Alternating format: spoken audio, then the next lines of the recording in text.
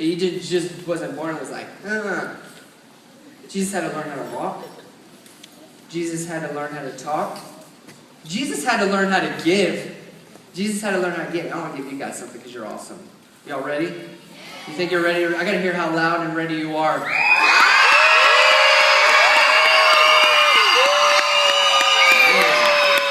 This side is ready.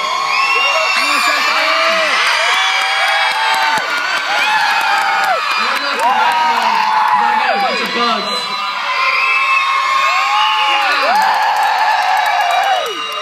It's raining taco bugs.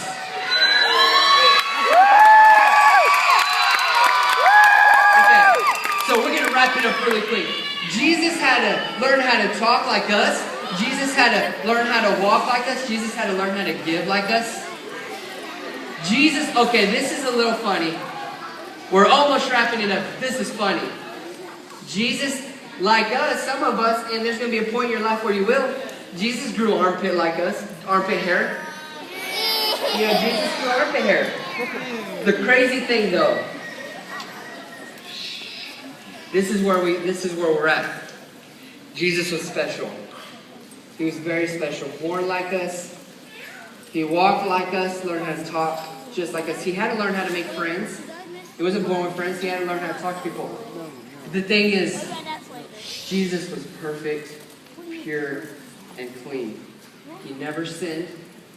He never lied. He never cheated. He never said a bad word. He never fibbed. He never was mean to his mom or disrespectful. Jesus was perfect. And you see, back in the day, a long time ago, at this time, Jesus was there. The only way that people's sins could be forgiven and people could be helped is they would have to take the cleanest, purest lamb or animal to sacrifice. Sacrifice is a big word.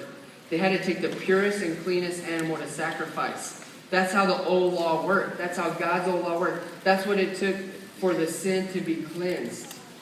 And then when Jesus did so much for us. Jesus died on the cross for us. He got whipped. He got beaten. He got spit on. He got called bad words. He got called a liar. Jesus was so innocent and so pure and so clean. And I always wonder, like, that didn't have to happen. Like, why did that have to happen? I know back in the day, like his family, Martha and Lazarus and all them, they had to wonder why that happened. Why did somebody so innocent have to be so hurt and so wrong? I mean, it was so wrong. But because of the old law of a sacrifice of pure and clean, it had to happen for us. Jesus had to die on the cross for us. Jesus had to take the whips and the stripes on the back for us, so that the separation from Adam and Eve, that sin that separated Adam and Eve from God, separated us from God.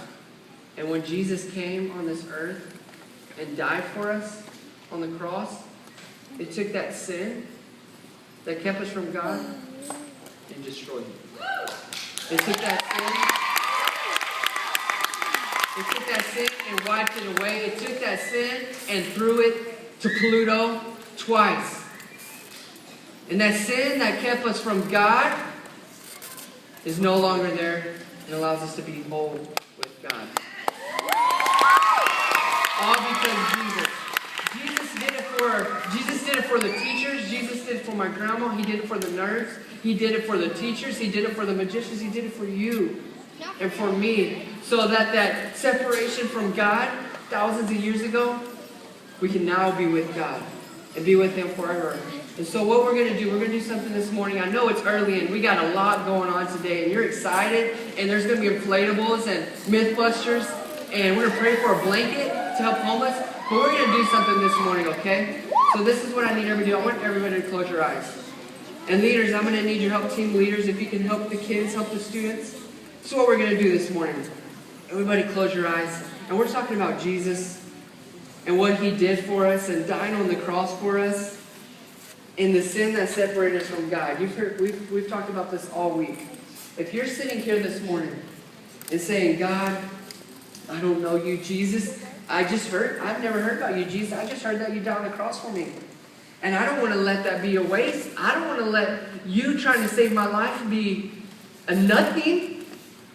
I want you to be in my life, Jesus. I want to live.